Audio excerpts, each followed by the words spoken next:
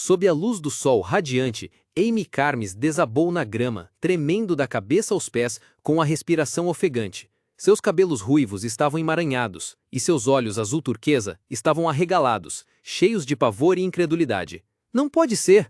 Ela balbuciou, a voz falhando. Vendo isso, Chirone e Eusine correram para perto dela. Chirone perguntou preocupada. O que foi? O que aconteceu? Eusine ficou ao lado dela, franzindo a testa em confusão. Certeza que 500 metros de profundidade era o suficiente? Amy olhou para suas duas amigas, o suor ainda escorrendo pelas têmporas, seu rosto ainda com uma expressão atônita. Não é isso, ela explicou, a voz ainda trêmula. Eu realmente senti algo a 500 metros de profundidade. No momento em que concentrou sua energia, o mundo em sua percepção mergulhou em um vazio negro. Sua região de detecção era como um fio tênue que se estendia profundamente no subsolo, uma corrente de energia azul brilhante, afiada como uma broca de luz, perfurando aquela noite silenciosa. Mas no instante em que eu senti, meu domínio espiritual se desfez. Amy terminou a frase, os olhos carregados de impotência, como um fio sendo dissolvido na água. Chirone franziu a testa pensativamente. Tênue como um fio? A consciência de Amy não é tão fraca assim. Ele acreditava na percepção dela, seus olhos azuis semicerrados em análise. Então, definitivamente tem alguma coisa ali. No cenário de ruínas antigas, Amy sentava-se na grama, com uma expressão preocupada enquanto explicava para seus amigos.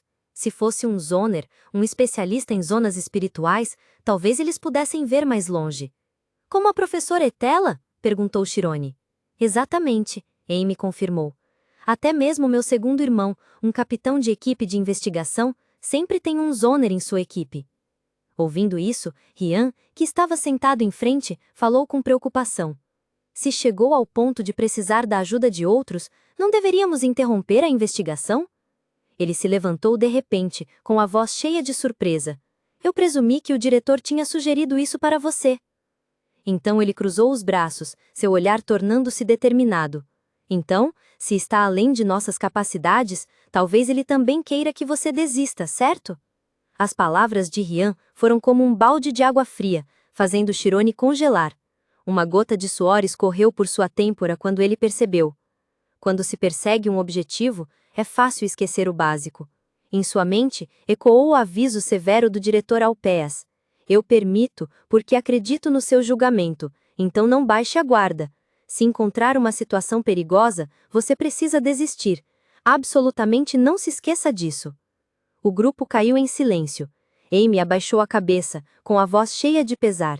Rian está certo. Mas é uma pena, o destino está tão perto e temos que voltar. No momento em que a atmosfera ficou pesada, Chirone ergueu a cabeça abruptamente, seus olhos brilhando com uma centelha de determinação. Eu tenho uma ideia. Rian olhou para as estruturas de pedra colossais, seus olhos cor de âmbar arregalados em admiração. Ele murmurou, como se falasse para si mesmo, escavado a 500 metros de profundidade.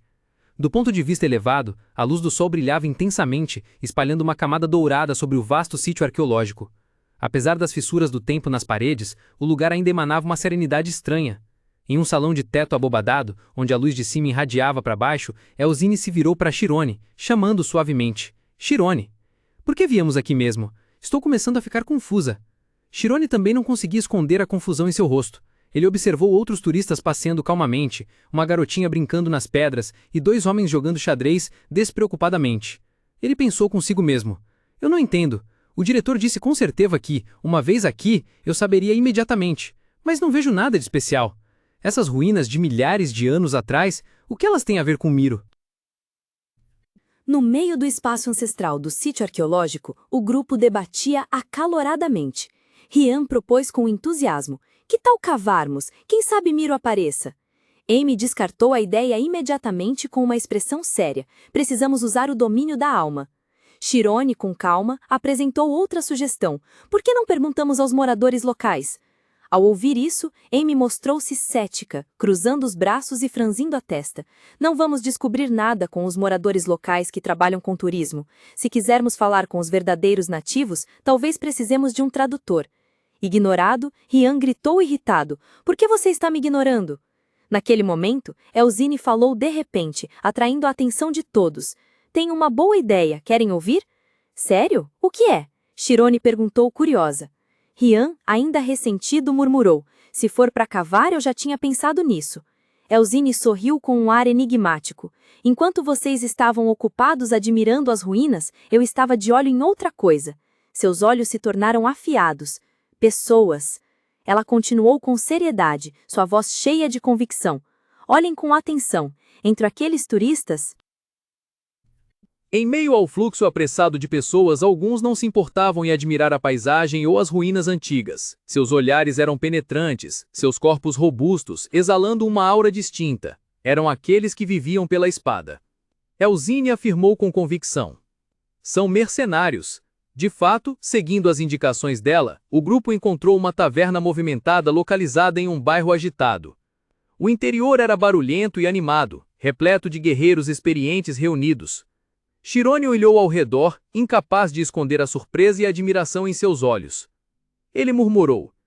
É verdade. Como Tess disse, os mercenários se reúnem em tavernas. Amy se virou para Elzine com um sorriso radiante, sua voz cheia de admiração. Você é incrível, Tess. Ouvi dizer que a família Elzine tem ótimas habilidades de reconhecimento. Ouvindo o elogio da amiga, Elzine apenas riu baixinho com modéstia. Hehehe, ainda sou uma novata. Enquanto seus amigos conversavam, Rian parecia alheio ao que acontecia ao redor, absorto em saborear sua refeição, sua grande espada silenciosamente encostada na mesa. No burburinho do restaurante, Chirone comia em silêncio, sua mente aparentemente distante. De repente, uma conversa animada de uma mesa próxima cortou seus pensamentos. O mundo está melhorando, agora até as crianças estão carregando armas. O tom sarcástico fez Chirone se encolher levemente, embora mantivesse uma expressão calma. Sentado à mesa com ele, Rian também ouviu os comentários. Ele franziu a testa e sussurrou para Elzine. Aquela mesa, acho que eles estão falando sobre nós, não estão? Elzine lançou um olhar para os perturbadores e respondeu suavemente, mantendo a compostura. Ignore-os, são apenas um bando de bêbados. No entanto, os insultos não pararam, tornando-se ainda mais descarados ao serem dirigidos diretamente a Rian. Olha para ele, duvido que ele consiga sequer brandir aquela espada. Você não sabe? Ele está claramente tentando bancar o durão na frente da garota ao lado dele. Ah, com certeza é isso, haha. Sentado ao lado de uma garota bonita como essa, quem não quereria se exibir? Os olhos de Rian se tornaram frios. Ele parou de comer e olhou furiosamente para eles. Percebendo o olhar desafiador, um dos bandidos rosnou. Ei, o que você está olhando? O resto começou a se juntar, um deles engolindo um caneco de cerveja e rindo alegremente. O líder sorriu torto e ameaçou. Estou de mau humor. Que tal derramarmos um pouco de sangue para nos divertirmos? Vendo que Rian não pretendia ceder, eles mudaram o foco para o silencioso Chirone. Provocar crianças é tão divertido? Aquele loirinho ali, ele está apenas fingindo que não nos ouve. Ei, você tá me ouvindo? Vire-se, hein?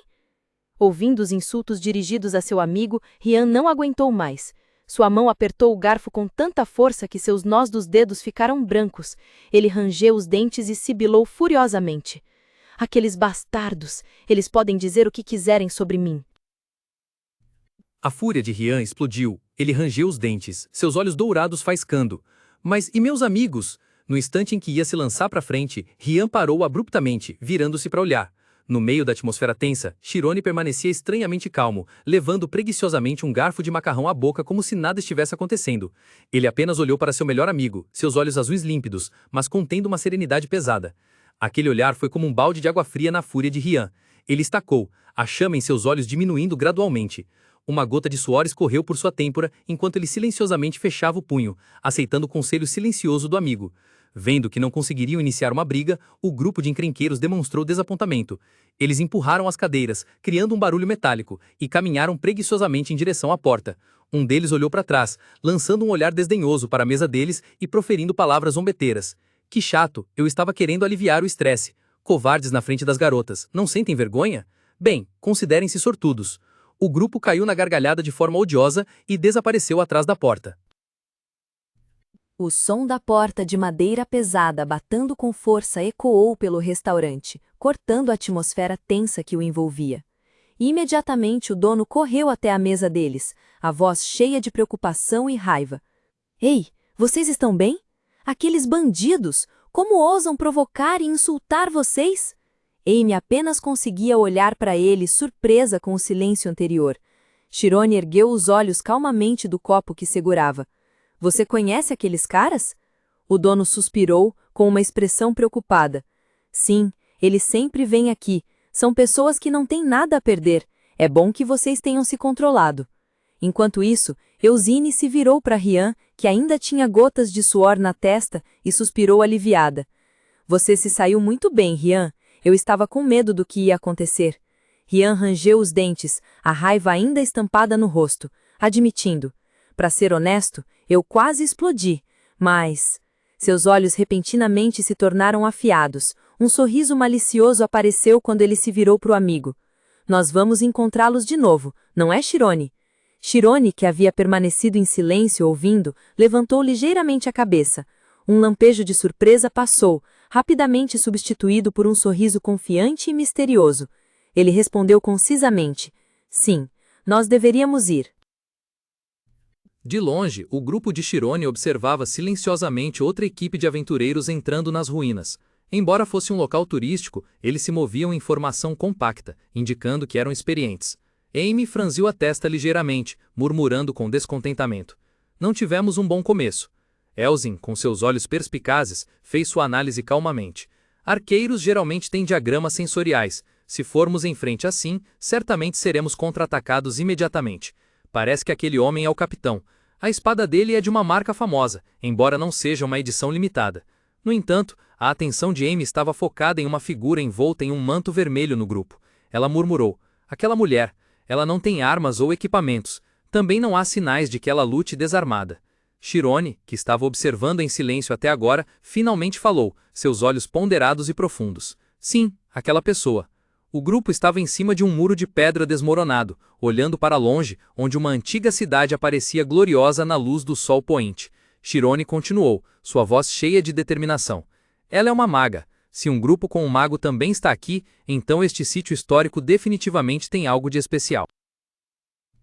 À frente deles erguia-se uma estrutura de pedra antiga, marcada pela devastação do tempo. 2 guardas robustos de braços cruzados bloqueavam o grande portão, com expressões impassíveis. À frente deles, os visitantes tentavam persuadi-los a entrar. Um dos guardas, com tatuagens vermelhas estranhas nos braços, lançou um olhar impaciente para o grupo. Então, sinalizou com os olhos para que o guarda acionasse a alavanca para abrir o grande portão. Quem? Um som mecânico e seco ecoou, seguido por um estrondo que fez o chão tremer. O pesado portão de pedra foi lentamente erguido, revelando um vazio escuro como breu. Todos ficaram atônitos. Lá dentro não havia um cômodo, mas sim uma longa escadaria escura que descia profundamente para o subsolo, iluminada por tochas bruxuleantes. Enquanto o grupo de mercenários ainda estava perplexo, um outro grupo apareceu de repente por trás, gritando de excitação e tentando entrar correndo. Por favor, esperem! O grito alto fez com que o grupo de mercenários se assustasse e se virasse para ver o que estava acontecendo. Chirone ergueu uma mão com um sorriso radiante e entusiasmo. Atrás dele, Rian e Amy pareciam mais reservados. Nós também vamos entrar! Chirone anunciou alegremente. A aparição repentina dele surpreendeu o grupo que estava em frente à entrada das ruínas. Um deles exclamou, chocado. Ah, aquelas crianças! São as do bar de agora! Como é que nos seguiram até aqui? Ignorando o olhar hostil do grupo, Chirone, Rian e Amy subiram ofegantes os degraus de pedra. Chirone, ainda com sua inocência, perguntou. Senhor, podemos entrar? A pergunta de Chirone foi como deitar lenha na fogueira. O homem, que parecia ser o líder, rugiu de raiva, brandindo a sua espada larga, com a lâmina afiada apontada diretamente para ele. Queres morrer? Some daqui! No entanto, quando a lâmina estava a apenas alguns centímetros do pescoço de Chirone, parou abruptamente.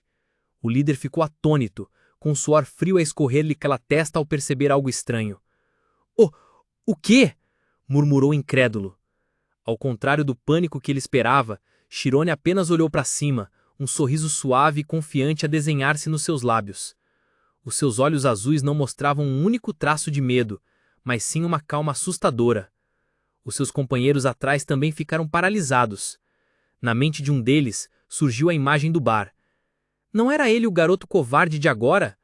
O contraste gritante entre o passado e o presente fê-los tremer. Percebendo que a situação não era boa, outro deles sussurrou ao ouvido do líder, com uma expressão preocupada.